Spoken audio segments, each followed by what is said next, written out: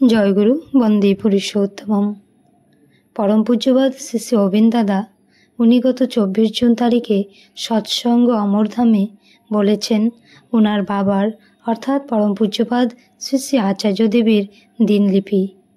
উনি বলেছেন, বাবাকে ছোট থেকে দেখে আসছি, উনি আচার্য।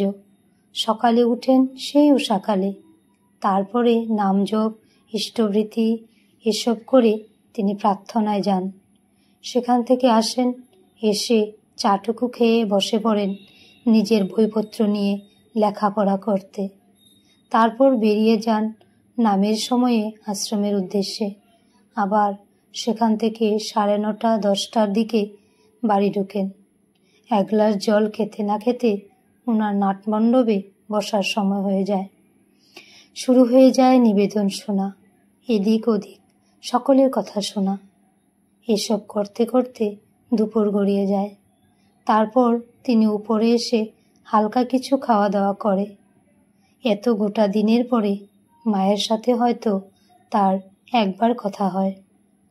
তারপর একটু যদি টিভি দেখেন, না হলে আবার নিজের কাজে ব্যস্ত হয়ে পড়েন।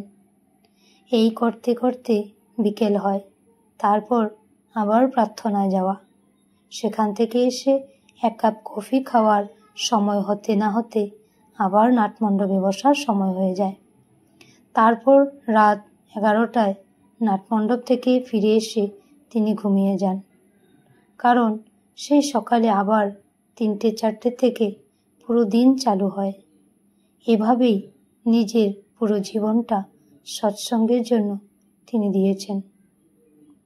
তো এই হলো আমাদের আচার্যদেব, যিনি আচরণ করে সবাইকে দেখিয়ে দেন এবং আচরণ দিয়েই শিখিয়ে দেন।